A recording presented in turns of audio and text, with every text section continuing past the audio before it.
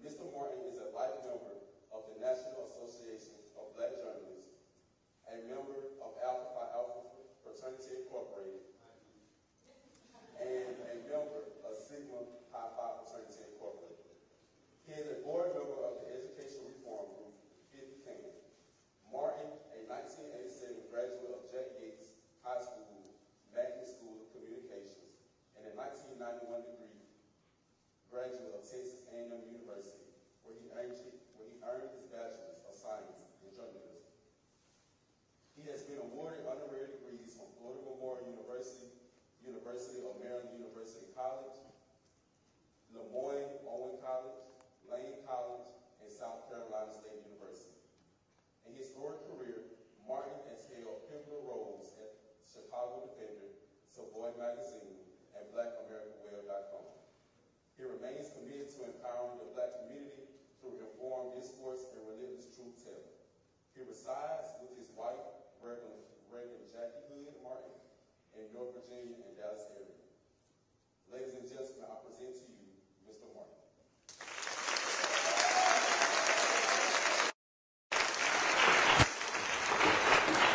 Appreciate it. All right. So I'm using this mic or this mic? Which one? The handheld? All right, cool. All right, let's just get a couple of things straight. Yeah, I'm always, I do technology, so I'm making sure our live stream is straight. So I'm using this? Yeah, our audio's good. So, you know, some folk assume stuff is straight. I don't. So I bring my own stuff. I never assumed. I was sitting back and I said, hey, are we streaming the event? They said, yeah, brother stream would be his phone. I was like, no, that ain't going to do it. I said, I'll be right back. I went to the car and had a good time yesterday. Of course, doing the show from here. When y'all played in the Classic in Mobile, your president said, he said, you been to Alabama State? I said, no, I've been to Alabama A&M. I ain't never been invited. Because folks always ask me, they say, we see you wearing HBCU gear on your show. And I said, I only wear HBCU gear to campuses I've been to. I said, I ain't been there, I don't wear it. So he was like, we got to fix that. I was like, man, I don't know. You're an Omega. I don't know about all that. I said, but your school got the right colors being the Alpha, so I go ahead. I said, we'll go ahead and do that.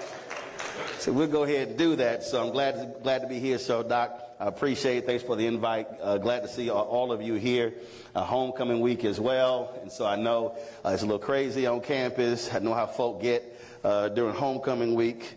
And I think out of the 107 or so HBCUs, I think this is the 59th that I've actually been to. I've done about 20 commencements. And so it's always great. I'm a graduate of Jack Yates High School, and literally Texas Southern University is right across the street. Prairie View is 50 miles away. And of course on our show and our network as well, we really focus on the great work that's being done at HBCUs. And the reason that's important, because we're living in a media world where we are literally asking other folk to cover our story. And the reason we as black folks are here now is because of black press. When you look at the history of black press, the nation's first black newspaper, Freedom's Journal, which was launched March 16, 1827. When you think about Frederick Douglass as the North Star, Ida B. Wells Barnett, you think about the Chicago Defender, and so many other black newspapers, and of course Ebony and Jet and Essence. Then you think about black radio, think about when BET, when it was started by Sheila and Bob Johnson, you think about TV One. And so we have to control our own story. I just don't believe in asking somebody that don't look like us, can you please cover us and tell our story? So that's one of the reasons why not only when TV One canceled my show, I started my own show, but also knew we needed to expand that. And so we started the Black Star Network.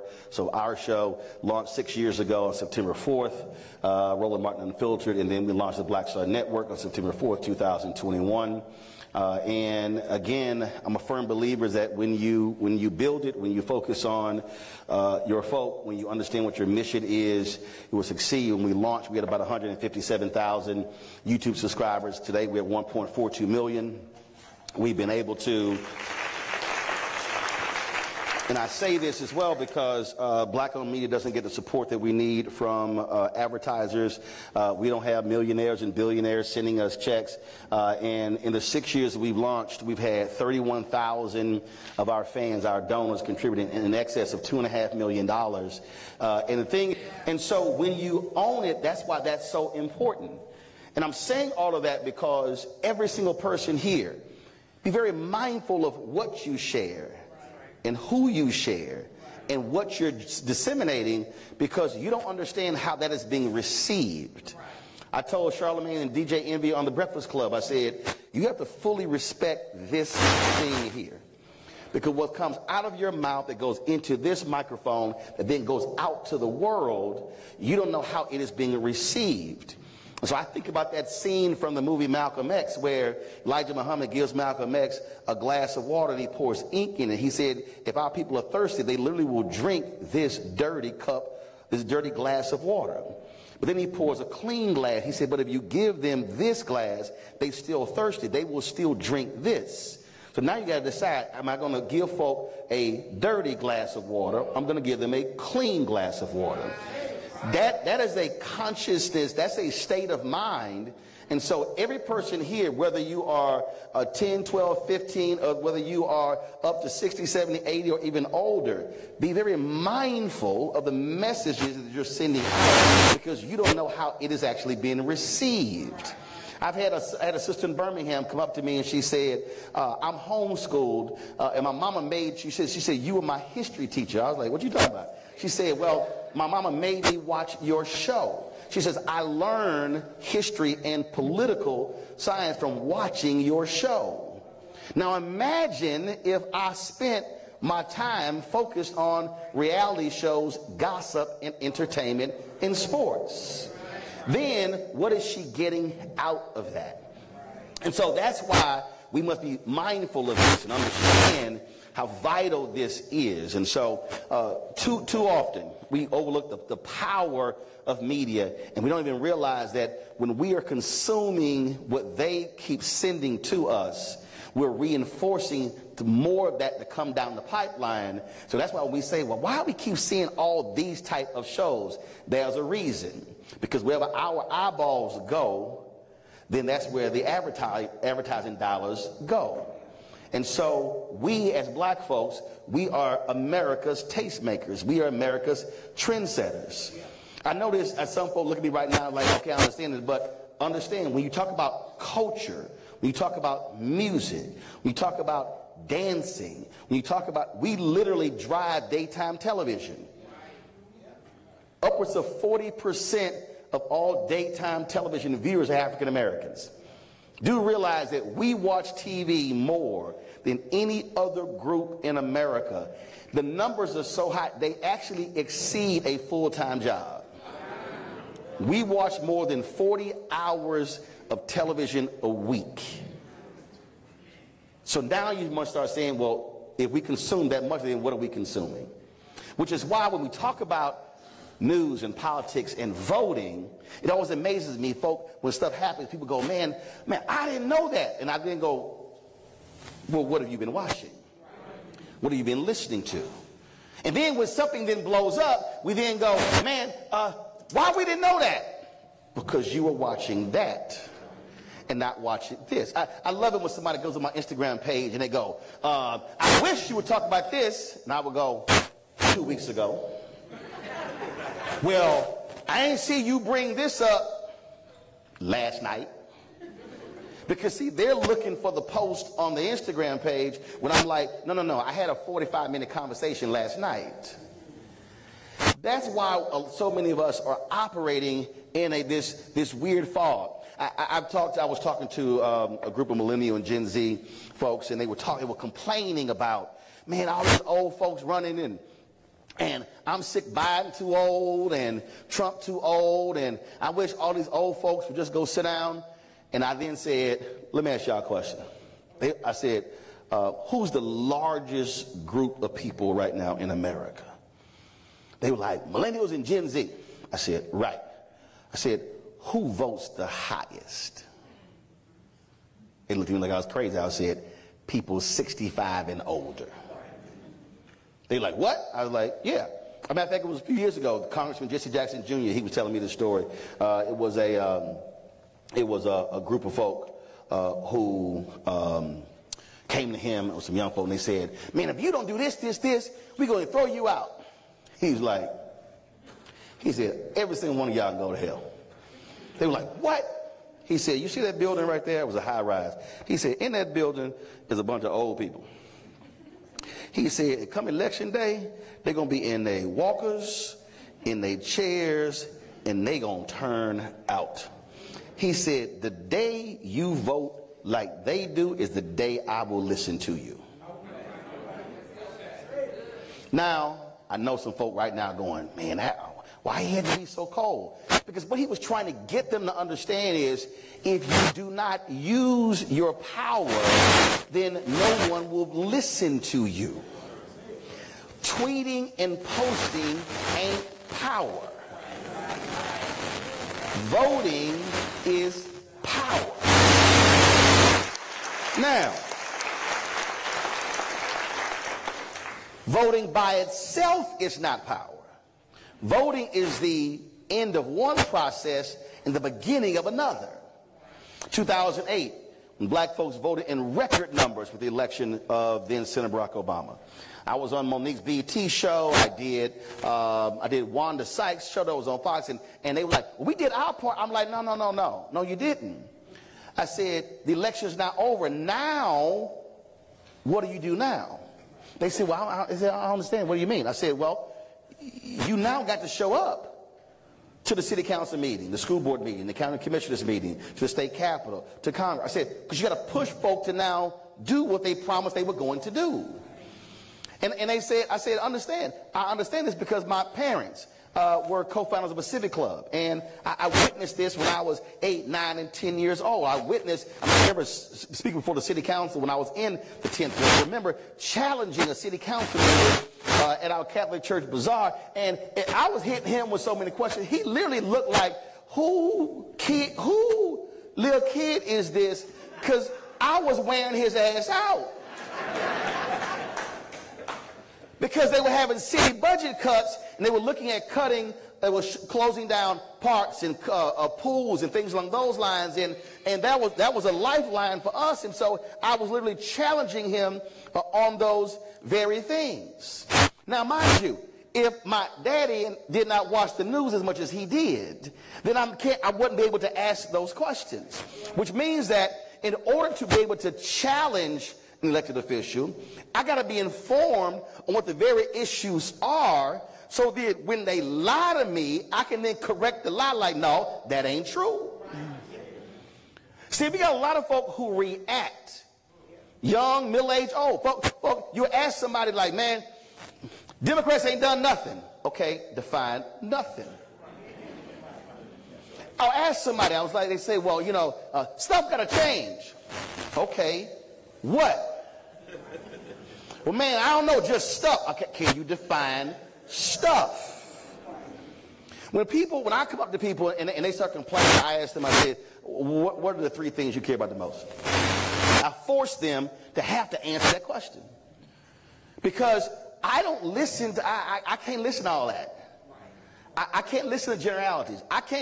Somebody say, man, our community ain't nothing changed since the civil rights movement. I said, first of all, that's just stupid. No, it's just stupid. It's just dumb. Because we all know that's a lie. Now, can I say that the black home ownership rate is lower than it was when the 1968 Fair Housing Act was passed? We can talk about that. We can talk about black wealth. We can talk about all those different things. But what I'm not going to do is fall into this false conversation of ain't nothing changed. You have to force folks to say, no, but what do you want to see changed? And then when you ask that question, then you got to be smart enough to say, okay, let me explain to you that you are saying that Vice President Kamala Harris should change that, but that's the school board.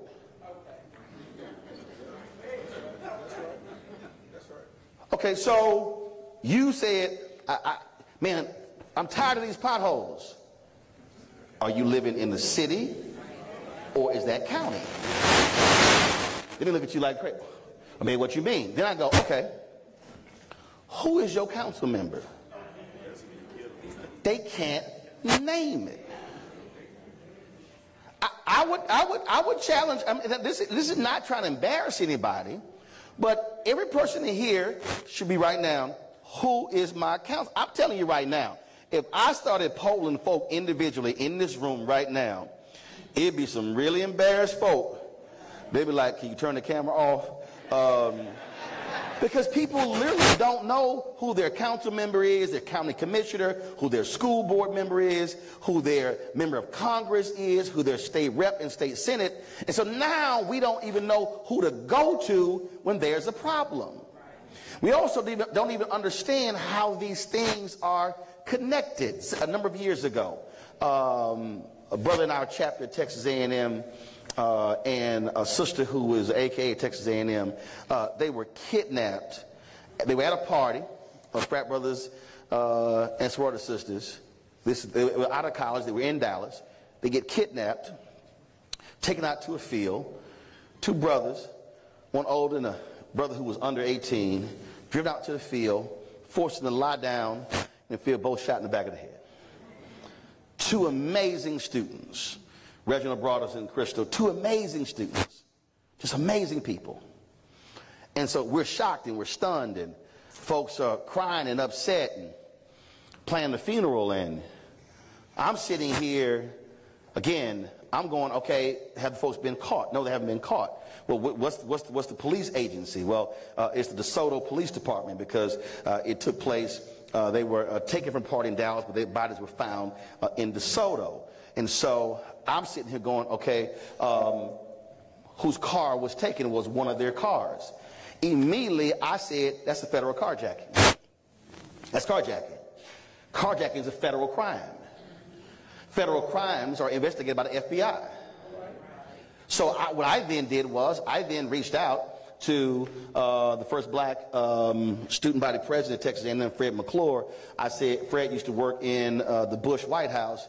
I said, Fred, I need you to call the head of the Dallas FBI office here on this particular story. Fred said, okay, done. Now, while that was happening, I then called Congresswoman Eddie Bernice Johnson's office, her Dallas office, and the D.C. office. I was a reporter for the Forward Star Telegram, and the folks there, the folks who answered the phone, they basically said they were busy doing something else on another particular project.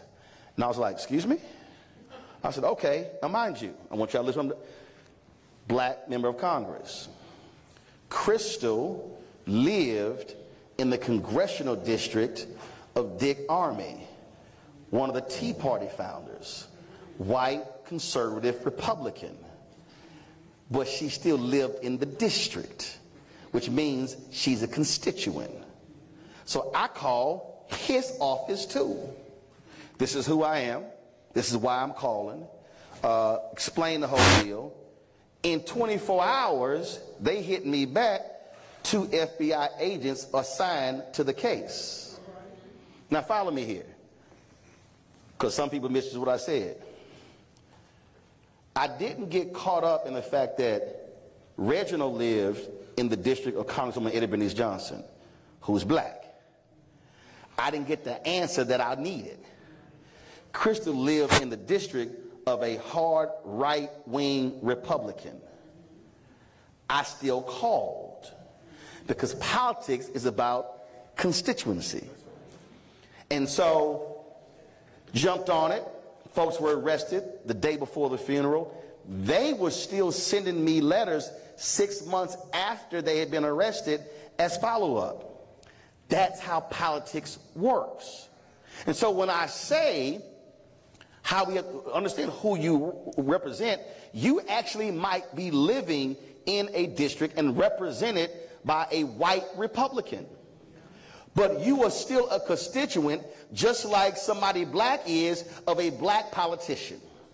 And so we can't check out of a process if we say, I didn't even vote for you, because when the election is over, we are still constituents.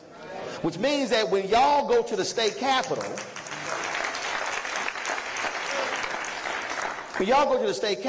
you are making it clear that we are students at Alabama State.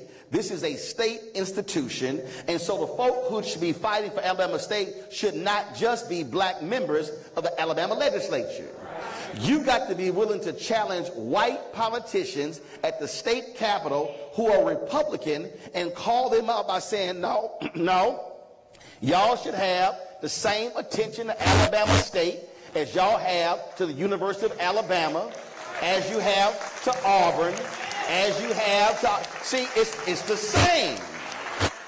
Because see, and you also understand, sometimes we don't even challenge power in the right way. I've seen it. I've had meetings, and I'll go, why everybody here black? Where the white politicians? I'm just letting y'all know. I mean, and I've understood this because, again, I saw this with my parents working in the Civic Club. Listen, we're at Texas. I was a freshman. And I told you I was a little different. My brother was at A&M, I was at A&M, and then my sister, she had gone to a specialized high school for health professions, and so she had something like, I don't know, 1,300 something on SAT. I mean, way more than I got. It didn't even matter because it's a test. Whatever. Ain't nobody asked for no transcript. Ain't nobody asked for no GPA. I make a whole lot more money than all them 4.0s running around at A&M. But anyway. So they denied her admission. So I roll up, and so the same thing applies. So I roll up to the admissions office, and Gail T. Wood was the assistant. He was either the admissions person or the number 2. So I go in his office. Now, mind y'all, I'm a freshman second semester. Walk in, I say, well, here's the deal, blah, blah. My brother's here, I'm here, my sister, blah, blah. Here are credentials. He's like, well, she didn't make, because at the time Texas had top 10%. You were top 10%, you automatically got admitted to any state school. But her specialized school only had like, the graduating class was like 150. So it was only 15 students. So I'm talking to him, and he's kind of like, well, she could try next year. And ain't quite the answer. I said, okay, who's your boss? He goes, excuse me. I said, who's your boss? Well, associate provost, blah, blah, blah. Like, where's his office? Well, his office in the Coke building. I said, thank you very much. I got and left. So I go to the Coke building. Go to the Coke building, walk in. Hey, I'm looking to speak to so-and-so. Again, I don't know what the hell title was. Associate something, something, something. I got a goal in mind. Secretary comes out, sits down, she takes some notes. I lay it all out to her. So then we're done. Then I get up and I call my mom. I say, my parents, I say, hey, I need y'all to immediately send a letter to State Representative Al Luna, State Senator Mario Gallegos. I said, y'all been working on all these damn campaigns for them. I said, it's time for them to deliver. I said, my mom's like, what? I said, Mom, listen, there are 31 state senators in Texas. I said, he's one of 31. Texas A&M needs his vote when it comes to funding. I need him to send a letter to the president of the university saying, admit my constituent. I said, same thing with Al Luna. I said, I need this letter done in the next 2 hours. I need it done today. My parents were like, okay.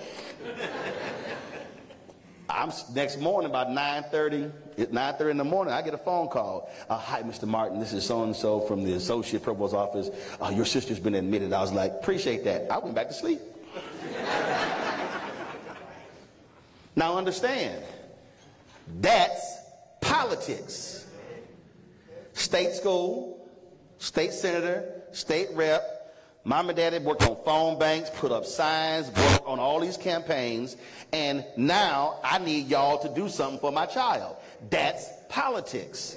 I'm laying all of that out because if we want to understand black voting power, black voting means black power. There's no elected official anywhere in America. If black people are voting in significant numbers, they're not going to pay attention to us. But that does not happen if we don't show up. It doesn't happen if you are a certain age and you're not showing up. I'm telling you, anybody in this room who is 18 to 35, there is no politician that is going to listen to your demo if your demo is voting at 25, 30% of their capacity. But if some old folk walk in there and they are voting at 65, 70, 75, 80% of their numbers, I'm telling you, they're going to listen to them a lot faster. That is simply politics. What we have today is we have too many folk who are checking out of this process because they voted one time and said nothing changed. That to me is absolutely crazy. You can't even be on this campus and understand the history of this state and understand you can't even sit in this building named after one of the very folk who was out there fighting for those things. You can't even sit here. You can't even sit here. And when you talk about Joanne Robinson and the Women's Political Council, first of all, every single student, first of all, this book should be a bestseller every single year. If you don't know what this book is, raise your hand, because see, if you know book, you know. If you know what this book is, raise your hand. 1, 2, 3. Keep your hand raised. Keep your hand raised. 1, 2, 3. Trust me, if you can't figure it out by now, you ain't got this book. If you can't even spot this book holding up from this distance, you ain't never seen this book. 6 of y'all hands went up. This book is called The Montgomery Bus Boycott and the Women Who Started It.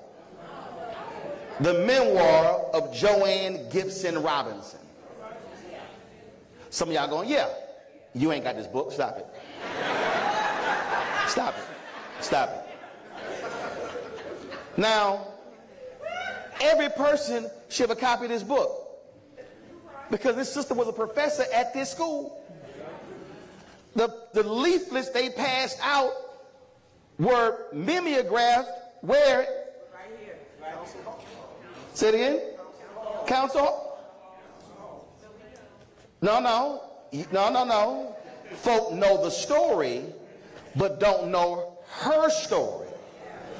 Don't know how it happened. Don't know. See, if folk, don't say folk we know, because see, I done read the book. I give a quiz. Because see, the Brown versus Board of Education decision was what? 19 what?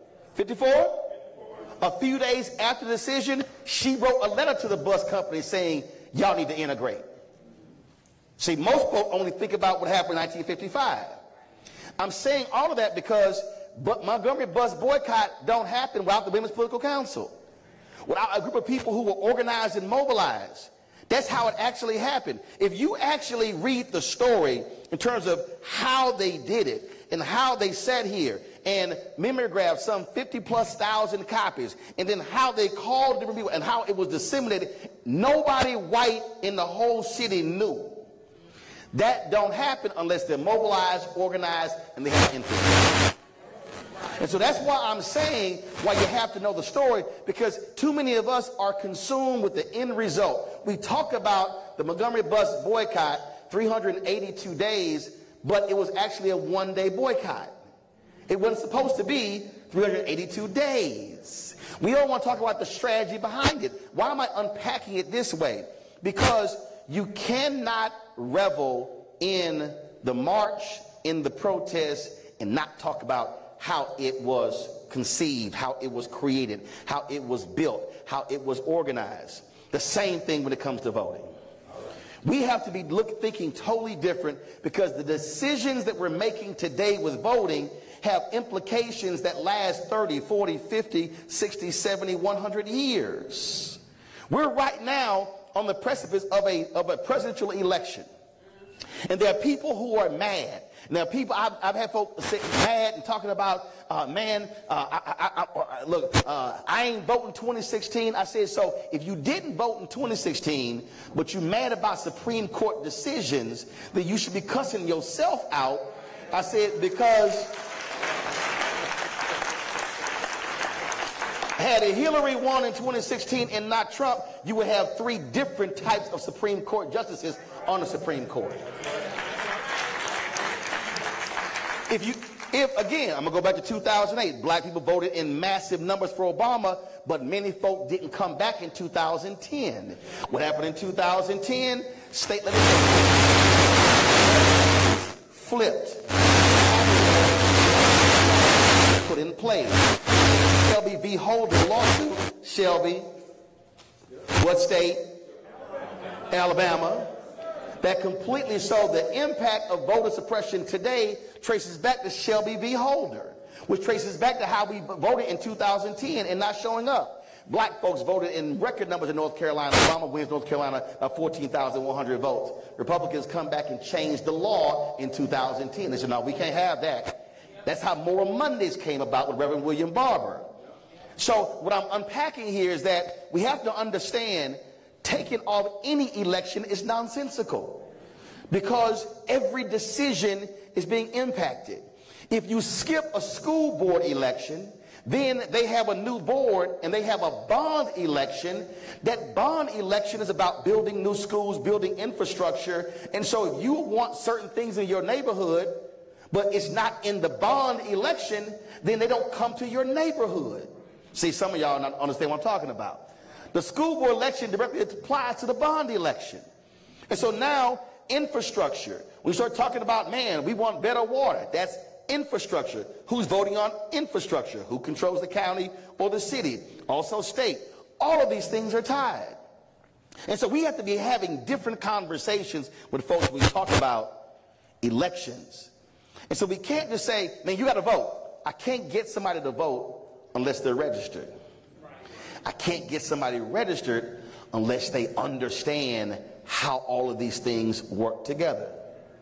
And so you got brothers who are checking out, you got sisters who are checking out, you got folks who are doing that and not understanding that if you check out of any process, you will be ignored. So I love these people who think that, yeah, well, I'm going to withhold my vote and then they're going to listen. Let me know how that's going to work out. Because it's simply not true. When we talk about black votes being black power, there's a number that we should be hitting in every election, and that's 70%. If black people vote at 70% of our capacity, we can sweep elections. Follow me here. In the last presidential election, 71% of the total electorate was white. So when black people say, so-and-so can't win without us, true, but the total electorate is 70% white. So when people say, man, I don't understand why all these ads are targeting white people, because 70% of the electorate is white. Now, how does that matter to us? It's not percentage of black turnout, it's numbers. If 70%, let's say we have 50,000 eligible black voters in the city. Just going to use 50. So if 50% of eligible black voters in the city turn out, what are we talking about? 25,000.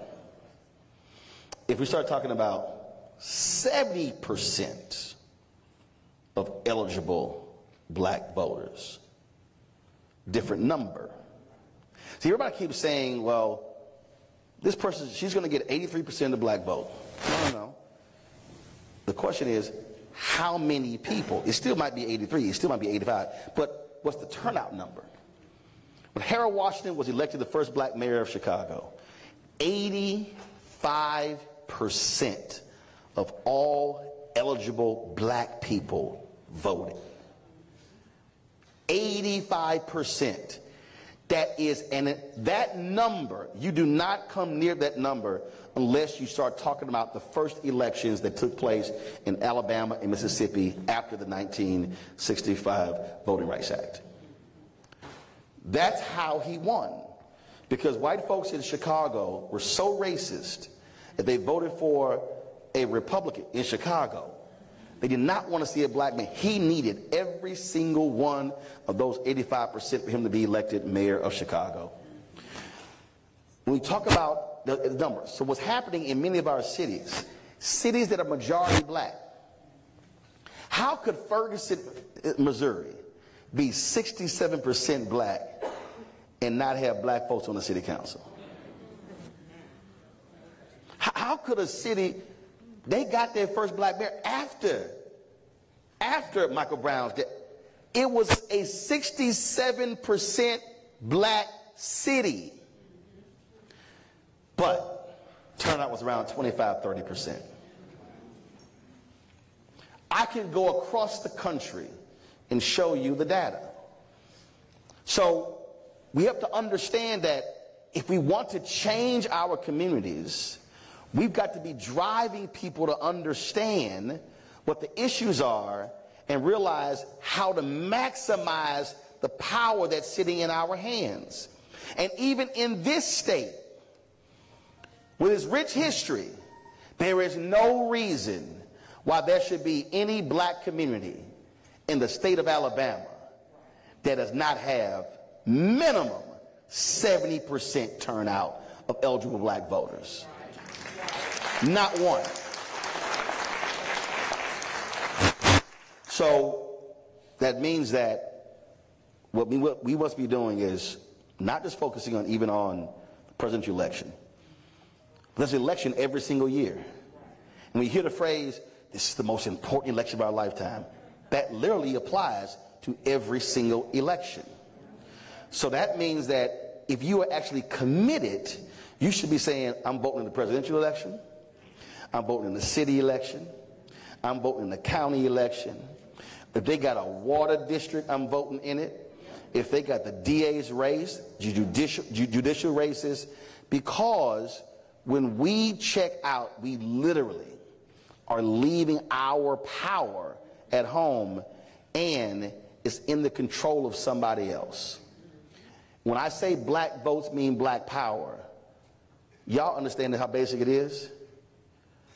If I have something that's charged up, but it ain't plugged in, eventually the battery will die. But the only way I can ensure that device stays running is I don't depend on it being charged. I got to make sure it's plugged up. So if I don't plug it up to a power source, then there's no power to the unit. The battery is only going to last so long. That right there is where we're situated. This generation, our people today, are living off of somebody else's battery being charged. So I'm going to challenge every single one of you, especially every student in here.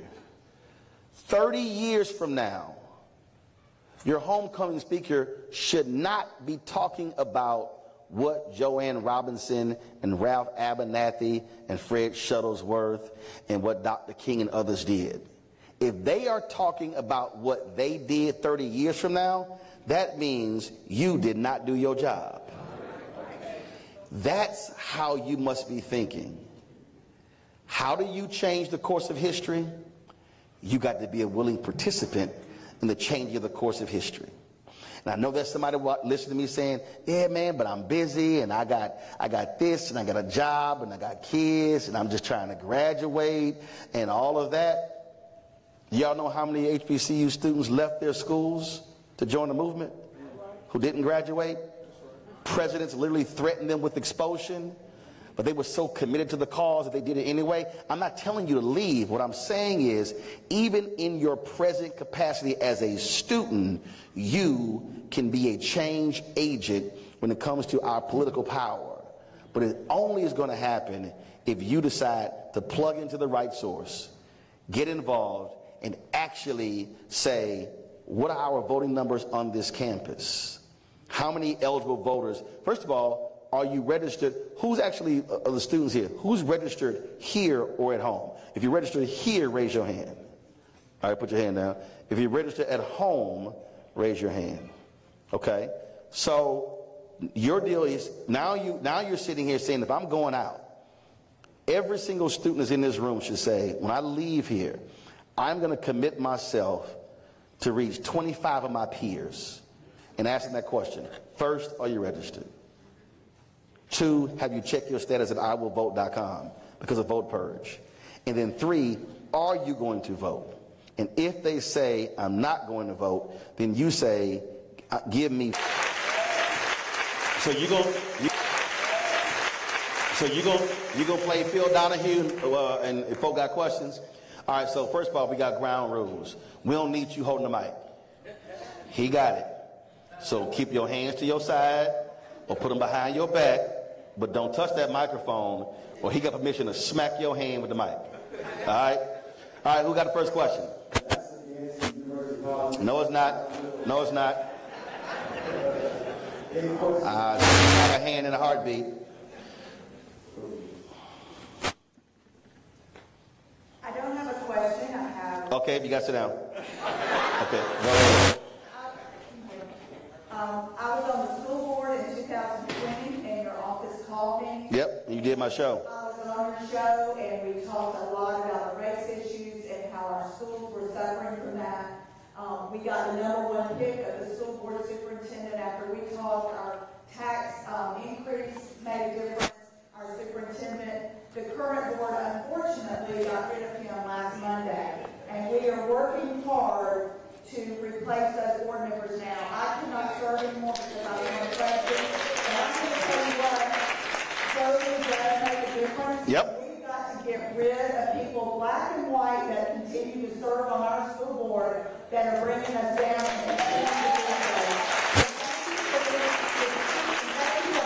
I appreciate it. So let me, so again, when I tell y'all why these things matter, what you saw happen all across the country, and I'm actually looking at my frat, Philip Lewis, he tweeted this here. A school district in Pennsylvania approved nearly $9,000 to cut windows into the gender identity student bathroom so passerby can look inside. But here's his follow-up tweet. After a low turnout school board election in which several far-right members joined their ranks, they hired a Christian law firm, decided to begin banning books and reopen the bathroom issue. But the key phrase is, after a low turnout school board election. So what we saw in South Carolina, North Carolina, Florida, this Moms for Liberty, they ran folks, and many of these districts are majority black districts. But we didn't turn out. And so, understand, that's understanding political power. They saw, oh, wait a minute, we could take control. Remember, you got how many members of the school board? 7. You got 7 members of the school board. All you need is 4 for the majority. You get 4 to 7, you can fire the superintendent. So again, that's how we have to be thinking and understanding power. When you don't turn out, and not only when you don't turn out, if you turn out in your, you got single member districts? Single member districts, you can turn out in your district, but then how are you door knocking in somebody else's district? See, you may say, I want this person elected. That's just 1 of 7. That person's going to need 3 other votes. And so that's how we have to be understanding political power. If you get 4 out of the 7, you control all the decision making. You control, let me say it again. You control all of the decision making. And when you talk about school board races, you could literally win all 4 school board seats for $25,000 to $50,000 in political contributions, as opposed to folks who raise millions for Senate races. I'm only saying that because there are real consequences when we don't vote. And in South Carolina, the superintendent of the year, back to back, when they took those boards over, they also fired those superintendents. They were the superintendent of the year for the state in back-to-back years. But when a far right wing came, and it was a majority black school district. And so this is why you can't sleep on any election and then go, oh my God, what happened? No, it's too late. Now you got to wait 2 or 4 years, and some of these places are staggered, and so we cannot fall asleep. Hello, my name is Roland. We met outside. Yep. My question today is... She got pen and paper. She got it written down. What do you say to Gen Z and other people who believe that their vote doesn't matter? That's a lie. That's a lie. They all lies. Anybody saying there's a lie, it's a lie. I mean, again, the people who pick who wins are the people who vote. And the people who don't vote complain. And so at the end of the day, listen, Trayvon Martin's mother ran for Miami, one of the commissioners. She lost her primary by less than 400 votes. Sherry Beasley, when she was the Chief Justice of the North Carolina Supreme Court, she lost re-election by 401 votes. A few years ago in Virginia, there was an election, and it was a tie. In terms of they were tied. They had to pick a name out of the hat to determine the winner, and that seat determined which party controlled the chamber of the legislature. So they tied, Republican, Democrat. Republican name got drawn out of the hat. Because his name got picked, Republicans then control the House of Virginia. So anybody who says my vote doesn't count, they are absolutely wrong. They're wrong. Every vote does indeed count. In the last election, you saw it. If you look at the numbers in Georgia, Arizona, Nevada, the margins, you're talking, it was 10, 12,000. Here's a perfect example. Milwaukee, 2022. Mandela Barnes, the Senate governor of Wisconsin, running for United States Senate against, he's Democrat, against MAGA Senator Ron Johnson, who's a part of the insurrection. 50,000 fewer people in Milwaukee voted in 2022 compared to 2020. Mandela Barnes loses by 26,000 votes. If the 50,000 people in Milwaukee vote in 2022, the vote in 2020, he's the United States Senator. And he would be one of 4 black United States Senators. That's understand. So when anybody says my vote doesn't count, okay, you're right.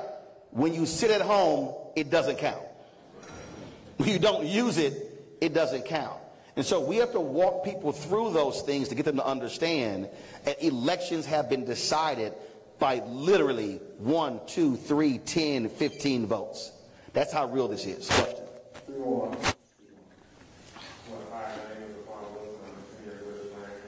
So, you're a senior?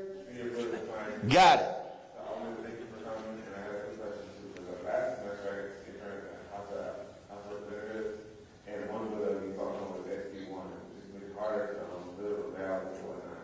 You said SB1? Yeah. SB1 was passed? And what's the law? So the law basically says that you can't give someone cash for whatnot. So you can't give someone cash. Yeah, I can't come and say to you, hey, I gave $30 for gas. Right. After $2 okay. It's harder to move the vote and whatnot. So outside of getting this vote and whatnot, how do you best for them to combat it like that? Well, here's the okay. So again, this is where I'm going to go with history. Okay. Black folks, this is where I totally disagree with Supreme Court Justice John Roberts. In the Shelby v. Holder decision, he touted the black turnout numbers as, oh, well, this is why we can get rid of it now because it's not needed. No, John, black people always figured out that when they put a hurdle that was 3 feet, we jumped 3 feet 1 inch. And then when the hurdle got raised to 4 feet, we were like, damn, we got to go practice some more. And then we came back and jumped 4 feet 1 inch. Every time they put hurdles, we always jump over the hurdles. But it doesn't mean we want the damn hurdles. So when those things happen, that then causes us to have to go back and say, okay, how do we now recalibrate? And how do we now deal with the reality of this to actually get a change? But this is also, again, why, when you start thinking long term, One of the problems in places like Alabama, Republicans hold a supermajority. So people go, man, we're never going to have control. No, the first thing is in the supermajority. I can't take over anything until first of all, I got to bring the numbers down. Okay, so if somebody got 60 votes, then I need to bring it down to 55, and then that bring it down to 50. Okay, and so any group should be looking at that bill and saying, okay, this is what we cannot do. Now the question is, what can we do? And then begin to put practices in place. Again, the issue, and here's a basic thing that how you have to also begin to look at voting. Most of our groups, I was telling the brother at Cincinnati last week who's an alpha, we keep getting this thing wrong. He was like, oh man, we're doing voter registration and we out at football games. Oh, I said, dude, you're in the wrong places. He's like, what? I said, go to your board of elections and I want you to pull the 20 blackest precincts. I said, it's public data. I said, you can pull the census data and then pull the information in terms of the blackest precincts. Then you pull the data and go, okay, the last election, how did they vote in this precinct? So in this precinct, they have 400 registered voters. But in the last election, 80 voted. So now that's 320 that didn't vote. So now, and that's just registered. So now if I'm going to canvass, I'm not trying to do it at the football game. I'm going to go to that precinct. So I'm going to say, if alphas are canvassing, if AKs and deltas, if Prince Hall Mason, different groups, I'm not going to the precinct. I'm putting my energy on one precinct as opposed to trying to be at a football game. Okay? So I'm not looking at those numbers. If I can get 200 if I can take it from 80 to 200, okay, now all of a sudden I've added 120 more votes. Multiplied across 10 precincts, that's 10,000 votes. So we're approaching this thing wrong. We're trying to go macro. I'm going to go micro.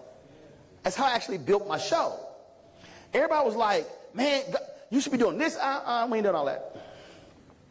When I got finite people, finite time, finite resources, I have to narrow my focus. And so when it comes to that, now what institutions, so now I got to go, because you mentioned the bill, right? Now, where are the places where people congregate? Okay? So here's the question. Who can register people in the state? Who can register people? No, hold up, see. If you're going to mention SB 1, you got to then tell me what the law says. Board of registrars. Now, can people register to become, to do ballot? Individuals, right? So what do y'all call them? In the state, what do y'all call them? Huh? Ballot officers. Who can be a ballot officer? No. This ain't theoretical. This is who can be a ballot officer? Registered voter. How old do you have to be? 18. Where can that ballot officer register people? Anywhere? How do you become a ballot officer? Is there a process? Is there a class you got to go through? How long is it? No. I want you to understand where I'm trying to go here. So, if this middle section of people are mobilized to become ballot officers, the problem you just said is no longer a problem. So now all of a sudden, I got to go out and recruit 100 ballot officers. How do I do that? Look at what Reverend James Meeks did in Chicago. They had the largest one-day class of ballot of registrants in Illinois history. After church. After the service, everybody stayed. And they whatever the rules were, that's what happened. So again, I'm not when I got a problem, it was a great, when David Letterman was leaving, it was NBC, so he was leaving, and he could not negotiate for 18 months. So his agents, he was talking to his agent, Michael Ovitz. He was like, man, look, I'm out, but I can't leave 18 months, and the contract says I can't negotiate. Then Michael Ovitz said, we'll reverse the process. He was like, what do you mean? He said, well, the contract says we can't negotiate, but it doesn't mean they can't pitch us. So they didn't set up negotiating sessions, they set up pitch sessions. So the contract says you can't negotiate. So Letterman and Ovitz sat in a room. Sony comes in. Everybody comes in.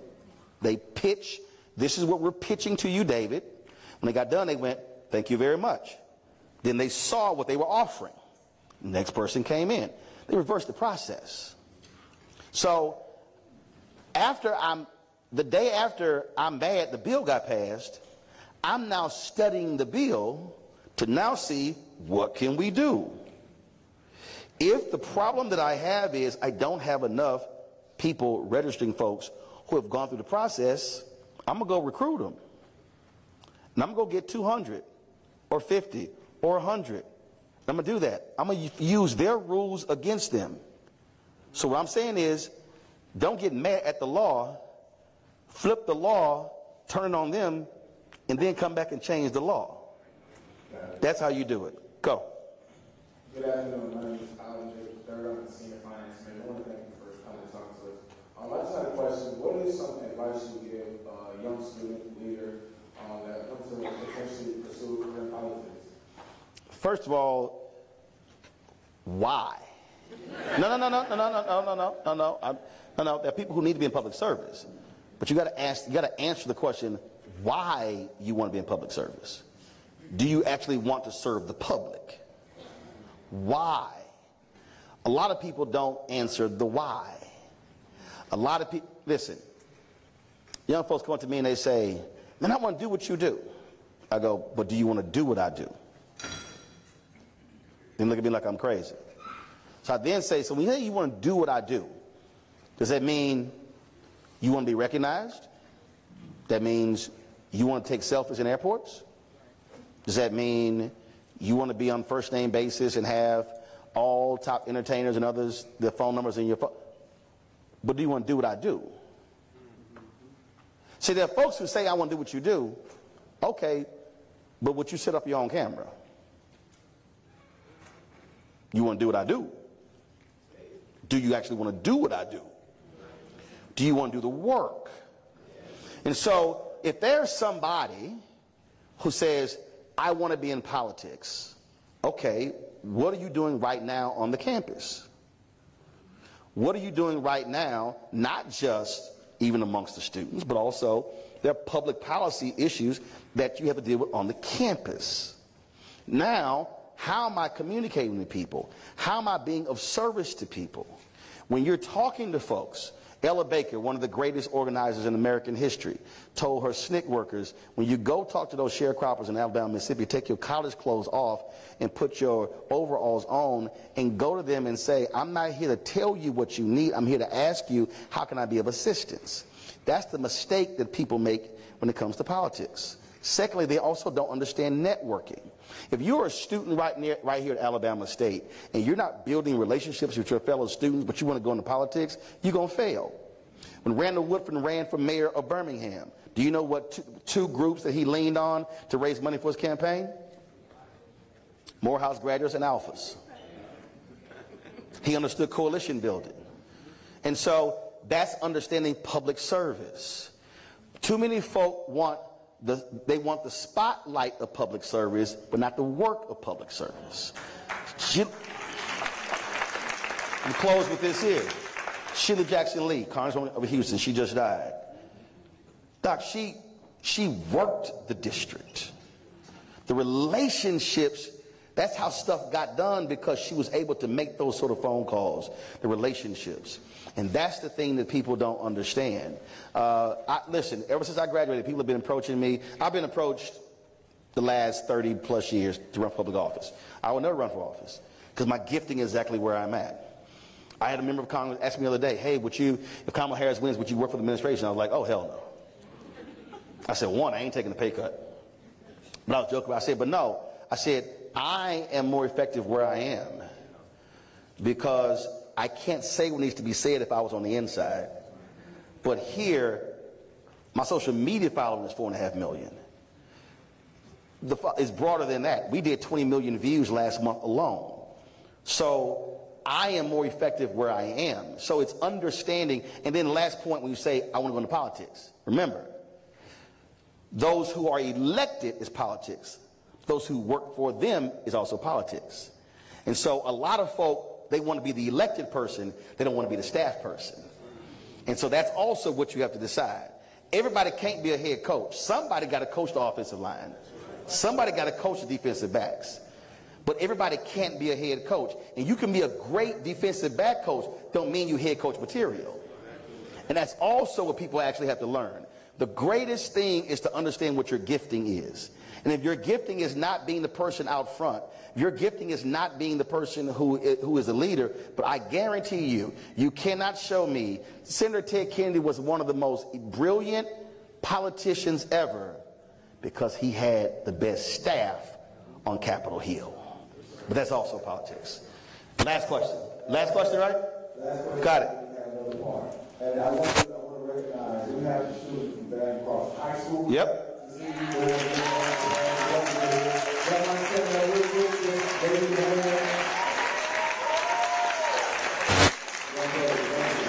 How many of y'all 18? How many 18? You registered? Anybody turning 18 before election day? You can get registered too. I'll just check. Thank you. We have one question. Put your hand off the microphone. He got it. See, the first one gonna grab the mic. See, I told y'all. It's nerves. It's nerves. Just breathe. We got you. How you doing, sir? Great. I'm 17, and I was wondering, what is some advice that you would give to a young person that wanted to learn more about the voting process? The first thing, okay, when you say, okay, no, go back. When you say voting process, what do you mean? Like how it works in general. And what do you mean? So, go ahead. It's all good. like actually going to the polls and getting registered, and what percentages of your vote matter and things like that. All right. Well, first thing is, first understanding laws in each state. Every state is different.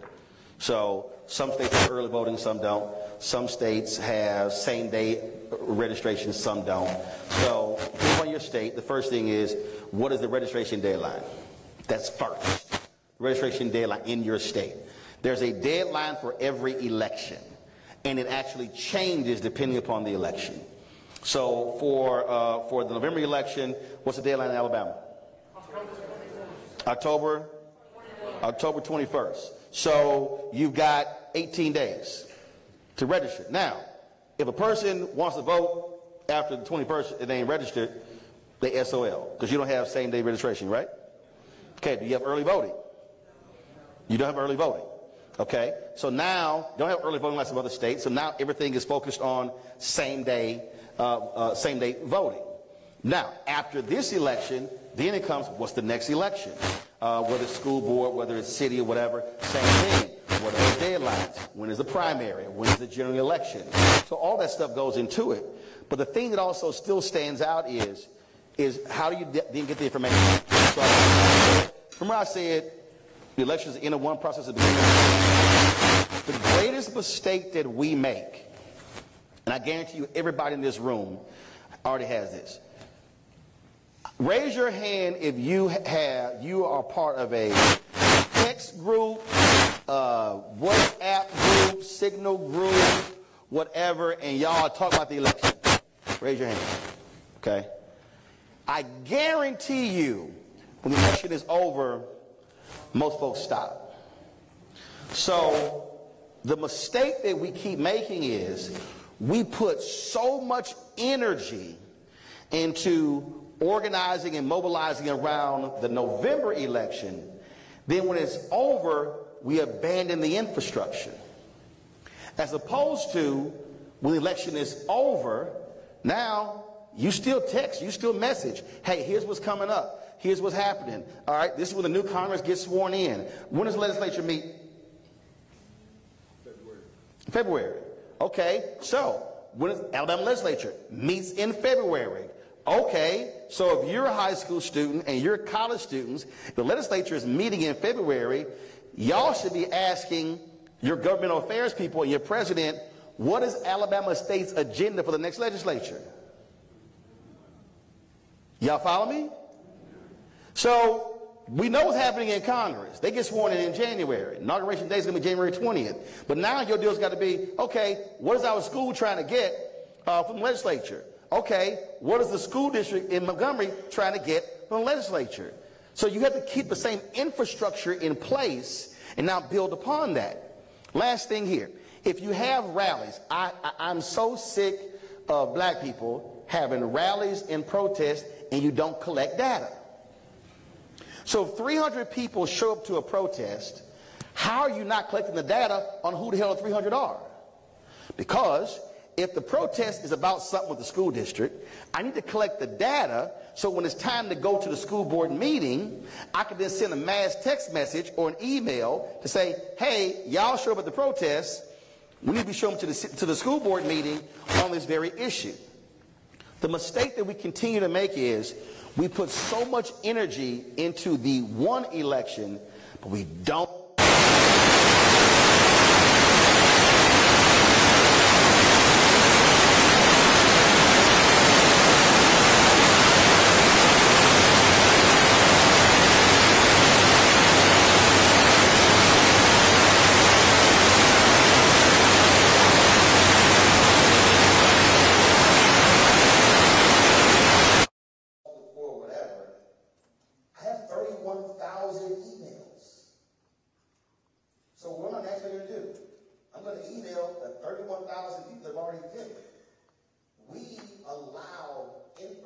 Infrastructure to be wasted.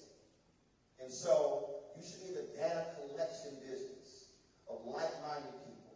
That's what it's all about. Going back to Joe and Robinson, the only reason they were able to move that many flyers that nobody knew, because they had infrastructure, they were already organized, and all they did was put the call out. It's go time. That's how we have to be thinking in everything that we do in order to be effective. And then you take that and go to every single election, the federal, the state, the school board, the county, the city, and it all stays in place. That's how you change stuff. All right, one more hand. Round of applause for Mr. Roland. At this time, we're going to welcome up our Vice President of Institutional Advancement, Mr. Gregory Clark, and our ASU Foundation Vice Chairman, Mr. Jimmy Morris, to the stage for a special presentation.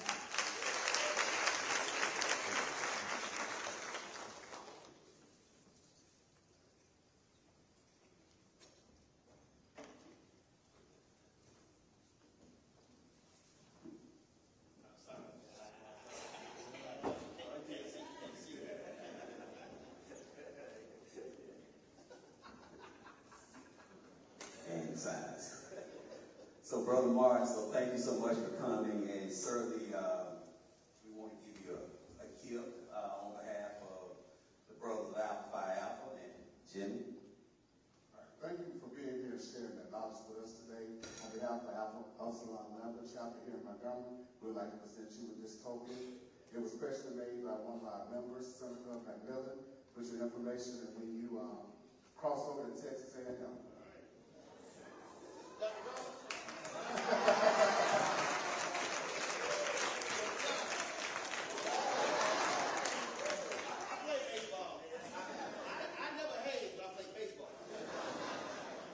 I appreciate it. So, and it's funny, the last time, if y'all see my show, there's this huge wooden carving. That's an alpha carving that's literally on my set. Deontay gave it to me when I spoke in Birmingham for a school choice event. So yeah, I think I'm going to make sure this stays on the set. So when Scott Bolton was a Kappa, get out of line, I know how to correct her. So yeah, so we're going to do that. But I appreciate it. Thanks a lot. All right. And now we'll bring up, for closing remarks, our 85th Miss Alabama State University, is Erin Christina Carter.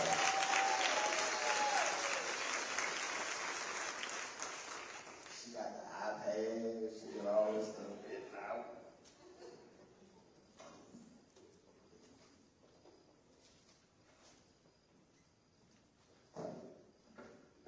Yeah, let me clean the desk off for you. Go ahead. There's a bunch of stuff up here. Can we give Mr. Roland another round of applause?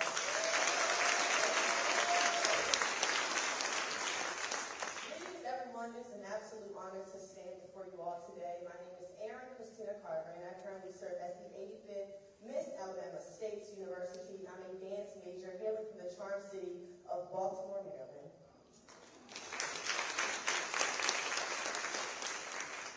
Mr. Roland Barton, first on behalf of the student body, we want to thank you for taking the time to come out this morning and pour so much knowledge and wisdom into us.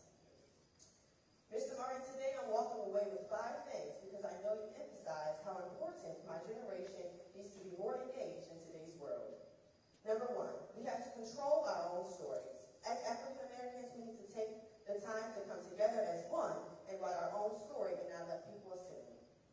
Number 2, when you understand your mission, then you will succeed. Number 3, the media controls the narrative, so it is our job to represent and show up and show out. So be intentional with everything that you do.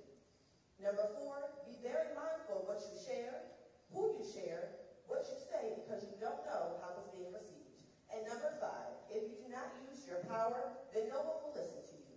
Voting is power. Black voting means black power. Mr. Marvin, we are better today because of you. Because here at Alabama State University, history is made. Thank you again for being here today. At this time, I would like to bring up our Vice President of Student Affairs, Dr. Roland, and our amazing 15th President, Dr. Quincy Ross Jr., to present you with your gifts and certificate.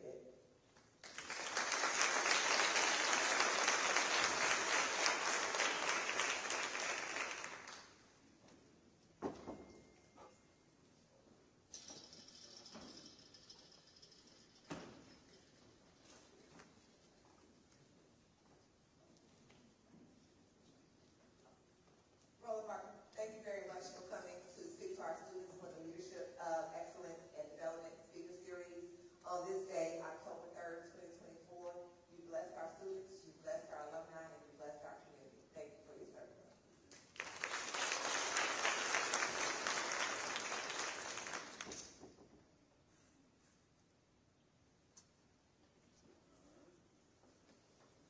And that concludes today's program. Thank you. Before you go, let me just say this. Let me thank Mr. Martin one more time for being and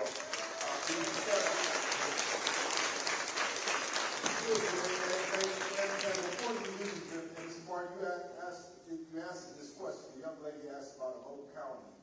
And I want you to just say a few words about this. Having been a student on this campus, being elected to the Alabama State Senate 4 times by this campus, that's the power of the vote of students and your voice. But more importantly, when you talk about your votes, I want you to comment on the fact that in this election, you all can determine who will take over the House of Representatives in Washington. Because we have a down-the-ballot race with the candidate, Shamari Figures, that's running, and it can be one vote in the House to determine who's in the majority with the King Jeffries up there. What do you think? So again, when you talk about control of the House, which party wins the most seats, then picks the Speaker of the House. So if Republicans control the House, then Speaker Mike Johnson retains his position. But if Democrats win more seats, they win at least 218 seats across the country, then Hakeem Jeffries will be the first black Speaker of the House in American history. And so the Opportunity District here in Alabama, this district here and the one that was created in Louisiana, it could very well come down to those two. So I had Shamari Figures. Now again, school can't endorse, Jeff can't endorse, I can. But I had Shamari Figures on my show. But again, understand that one seat could determine who then controls the House, which then determines who controls the committees, who the committee chairs, who controls the funding, all of that. So that one seat literally could mean who then controls any bills that come through the House. And any bill that has a monetary value has to start in the House first. And so do not sleep on that election. You could very well determine if Hakeem Jeffries is the first black speaker of the House in American history. Excellent. All right, thank you guys again. SGA remain, Royal Court remain. And I know that there are several other people who want to have a photo opportunity in a moment, but please remain standing. And everyone else, please have a great day. Thank you for staying the entirety of the program.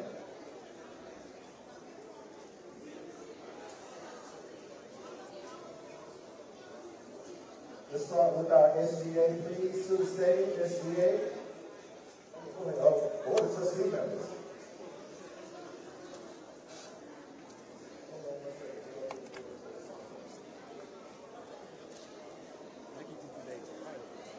Yeah. I was about to say, dang, I need to run on the chain.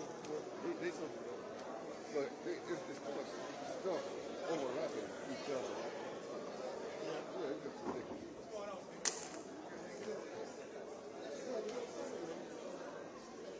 No, leave it back, son. Leave it out, leave it. No, leave it out. See how you do that? Gotta get back. What time you trying to play? I'll play early in the morning.